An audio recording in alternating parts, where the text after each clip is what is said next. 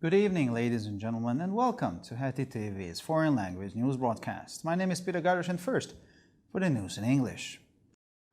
The Hamas terrorist organization has continuously claimed that it does not have enough fuel to support hospitals and food production, with the Israeli army uncovering 12 oil tanks hidden in the ground near the Rafah crossing in the southern Gaza Strip. This is what more than 500,000 liters of diesel oil looks like, wrote Lieutenant Colonel Avichai Aldrey, an Arabic language spokesman for the Israel Defense Forces. ISIS is stealing its fuel from civilians and transferring it to its tunnels, rocket launchers and drivers. This is what Hamas's priority looks like. Residents of Gaza, your complaints are not addressed to Israel. Yahya Sinwar, the de facto lord of the zone, Mohammed Daif, the military wing commander, and other Hamas-ISIS members pushed Gaza into this abyss. The ceasefire between Israel and Hamas will only be possible after the Palestinian Islamist movement has released all the hostages, the U.S. president said. Joe Biden made the statement when asked if he supported the hostages for a ceasefire agreement. He said, "The hostages must be released, then we can talk." His words came shortly after Hamas announced the release of 2 hostages kidnapped in Israel. Israel is aware of more than 220 hostages kidnapped by Islamist Hamas and taken to the Gaza Strip on the 7th of October in an unprecedented bloody attack that triggered a war with the Jewish state. Israel has laid siege to the Gaza Strip to destroy the Islamist movement.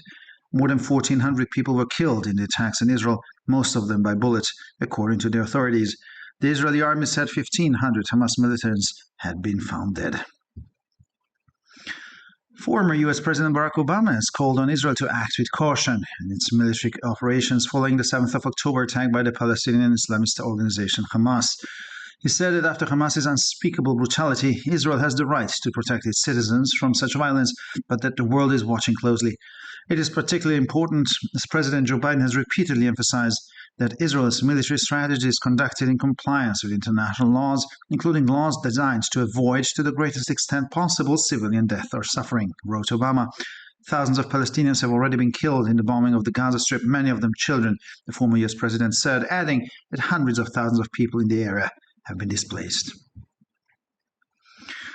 According to Volodymyr Zelensky, the only acceptable solution for Ukraine, which is defending itself against Russia's military offensive, is the complete liberation of its territory, and he calls for further support from the international community.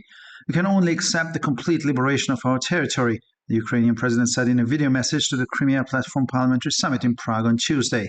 The Crimea Platform, a Ukrainian initiative, aims to support the restoration of Ukraine's territorial integrity. More than 40 countries are participating in the Prague Parliamentary Forum. Hungary is represented by Csaba Hende, Vice President of the Hungarian Parliament. No matter how grave and hopeless the circumstances may seem, we must protect the future of our nation in all situations. The more countries support us, the sooner we will be able to repel Russian aggression, stressed Volodymyr Zelensky. He stressed as well that Ukraine needs weapons and ammunition first and foremost, and that the international community needs to monitor compliance with sanctions against Russia more effectively. And finally, for the weather, in the evening, more thunderstorms are expected. The predominantly cloudy weather will continue tomorrow. The temperatures will average around 12 to 17 degrees Celsius in the morning and 14 to 18 degrees Celsius in the afternoon hours. For further news, please visit our websites at www.hetitv.com or breuerpress.com. Thank you for your attention. So much for the news in English, and now for the news in German.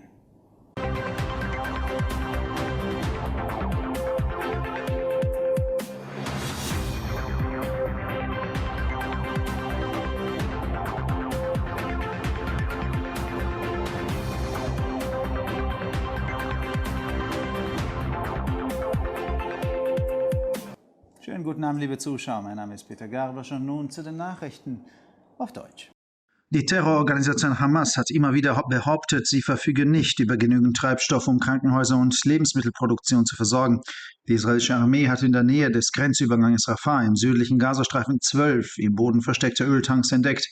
So sehen mehr als 500,000 Liter Dieselöl aus, schrieb Oberleutnant Avichai Aldrey, ein arabischsprachiger Sprecher der israelischen Verteidigungskräfte. Die Hamas-ISIS stiehlt diesen Treibstoff von der Zivilbevölkerung und leitet ihn an ihre Tunnel, Raketenwerfer und Fahrer weiter. So sieht die Prioritätenliste der Hamas aus. Bewohner des Gazastreifens, ihre Beschwerden richten sich nicht an Israel. Yahya Sinwar, der de facto Anführer der Zone, Mohammed Deif, der Kommandeur des militärischen Flügels und andere Hamas-ISIS-Mitglieder haben den Gazastreifen in diesen Abgrund gestürzt. Ein Waffenstillstand zwischen Israel und der Hamas wird erst möglich sein, wenn die palästinensische islamistische Bewegung alle Geiseln freigelassen hat, sagte der US-Präsident. Joe Biden gab diese Erklärung ab, als er gefragt wurde, ob er die Vereinbarung Geiseln für einen Waffenstillstand unterstütze. Er sagte, die Geiseln müssen freigelassen werden, dann können wir reden. Seine Worte kamen kurz, nachdem die Hamas die Freilassung von 2 in Israel entführten Geiseln angekündigt hatte. Israel weiß von mehr als 220 Geiseln, die von Hamas-Islamisten entführt und am 7. Oktober in einem beispiellosen blutigen Angriff, einen Krieg mit dem jüdischen Staat auslöste, in den Gazastreifen gebracht wurden. Israel hat den Gazastreifen belagert, um die islamistische Bewegung zu zerstören. Nach Angaben der Behörden wurden bei den Angriffen in Israel mehr als 1400 Menschen getötet, die meisten von ihnen durch Kugeln. Die israelische Armee gab an, dass 1500 Hamas-Kämpfer tot aufgefunden worden seien. Der ehemalige US-Präsident Barack Obama hat Israel nach dem Angriff der islamistischen Palästinenserorganisation Hamas am 7. Oktober zu einem vorsichtigen Vorgehen bei seinen Militäroperationen aufgerufen. Er sagte, dass Israel nach der unersäglichen Brutalität der Hamas das Recht habe, seine Bürger vor solcher Gewalt zu schützen. Aber dass die Welt genau hinschaut. Wie Präsident Joe Biden wiederholt betont hat, ist es besonders wichtig, dass Israels militärische Strategie im Einklang mit dem Völkerrecht steht, einschließlich der Gesetze, die darauf abzielen, den Tod oder das Leiden von Zivilisten so weit wie möglich zu vermeiden, schrieb Obama. Bei der Bombardierung des Gazastreifens seien bereits Tausende von Palästinensern getötet worden, darunter viele Kinder, sagte der ehemalige US-Präsident und fügte hinzu, dass Hunderttausende von Menschen in dem Gebiet vertrieben worden seien. Laut Volodymyr Zelensky ist die einzige akzeptable Lösung für die Ukraine, die sich gegen die russische Militäroffensive verteidigt, die vollständige Befreiung ihres Territoriums und er fordert weitere Unterstützung durch die internationale Gemeinschaft. Wir können nur die vollständige Befreiung unseres Territoriums akzeptieren, sagte der ukrainische Präsident in einer Videobotschaft an dem parlamentarischen Gipfel der Krim-Plattform am Dienstag in Prag.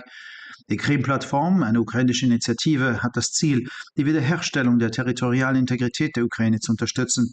Mehr als 40 Länder nehmen an dem Prager Parlamentarforum teil. Ungarn wird durch Csaba Hände, Vizepräsident des ungarischen Parlaments, vertreten. Egal wie ernst und hoffnungslos die Umstände auch erscheinen mögen, wir müssen die Zukunft unserer Nation in jeder Situation schützen.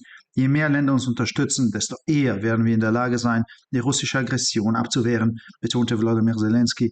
Er betonte, dass die Ukraine in erster Linie Waffen und Munition brauche und dass die internationale Gemeinschaft die Einhaltung der Sanktionen gegen Russland wirksamer überwachen müsse. Und schließlich zum Wetter. Am Abend werden weitere Gewitter erwartet. Das überwiegend bewölkte Wetter wird auch morgen anhalten. Die Temperaturen liegen im Durchschnitt bei 12 bis 17 Grad am Morgen und zwischen 14 und 18 Grad am Nachmittag. Für weitere Nachrichten besichtigen Sie bitte unsere Webseiten www.hettitv.com sowie www.breuerpress.com.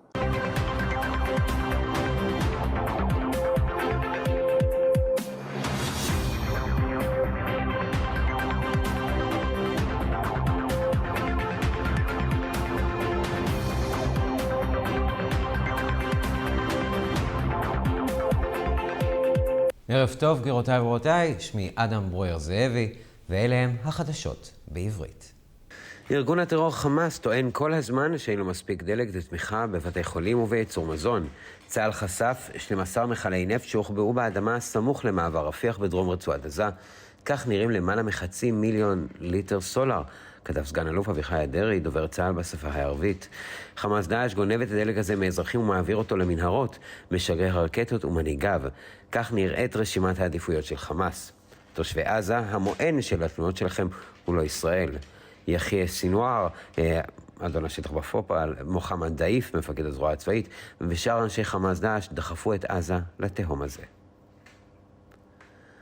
משא ומתן על הפסקת אש בין ישראל לחמאס יתאפשר רק לאחר שהתנועה האסלאמית הפלסטינית תשחרר את כל בני הערובה, אמר נשיא ארצות הברית. ג'ו ביידן פרסם את ההודעה כשנשאל אם הוא תומך בהסכם בני הערובה להפסקת אש. הוא הסביר חייבים לשחרר את בני הערובה ואז נוכל לדבר. דבריו הגיעו זמן קצר לאחר שחמאס הודיע כי ישחרר 2 בני ערובה שנחטפו מישראל. ישראל מודעת ליותר מ-220 בני ערובה שנחטפו על ידי חמאס שנלקחו לרצועת עזה ב7 באוקטובר במתקפה עקובה מדם חסרת תקדים שבעקבותיה פרצה מלחמה עם המדינה היהודית. ישראל תקפה את רצועת עזה כדי להרוס את התנועה האסלאמיסטית. בהתקפות נהרגו יותר מ-1,400 בני אדם בישראל, רובם לפי הרשויות נפגעו מטילים. צה"ל טען כי מצא גופות של 1,500 לוחמי חמאס. נשיא ארצות הברית לשעבר ברק אובמה קרא לישראל לנהוג בזהירות בפעולות צבאיות בעקבות הפיגוע ב7 באוקטובר של חמאס. הוא הצהיר כי לאחר האכזריות הבלתי נתפסת של חמאס, לישראל יש אכן את הזכות להגן על אזרחיה מפני אלימות שכזו, אך העולם עוקב מקרוב. חשוב במיוחד, כפי שהנשיא ג'ו ביידן הדגיש שוב ושוב, שישראל תציית לחוק הבינלאומי ביישום האסטרטגיה הצבאית שלה, לרבות אותם חוקים שמטרתם למנוע מוות או סבל של אזרחים, כתב אובמה. אלפי פלסטינים כבר מתו בהפצצות רצועת עזה, רבים מהם ילדים, ציין נשיא ארצות הברית לשעבר, והוסיף כמאות אלפי אנשים באזור נאלצו לעזוב את בתיהם. לדברי ולודימיר זלנסקי, רק השחרור המוחלט של שטח המדינה מקובל על ידי אוקראינה, שמתגוננת מפני המתקפה הצבאית של רוסיה, ועל כך הוא מבקש תמיכה נוספת מהקהילה הבינלאומית. אנחנו יכולים לקבל רק שחרור מוחלט של שטחנו, הכריז נשיא אוקראינה ביום שלישי, בהודעת הוידאו שלו על הפסגה הפרלמנטרית של פלטפורמת קרים בפראג. מטרת פלטפורמת קרים ביוזמת אוקראינה היא לתמוך בשיקום האחדות הטריטוריאלית של אוקראינה. יותר מ-40 מדינות משתתפות בפורום הפרלמנטרי, הונגריה מיוצגת על ידי צ'אבו הנדס, סגן יושב ראש הפרלמנט. לא משנה כמה קשות וחסרות תקווה נראות הנסיבות, עלינו להגן על עתידה של האומה בכל מצב.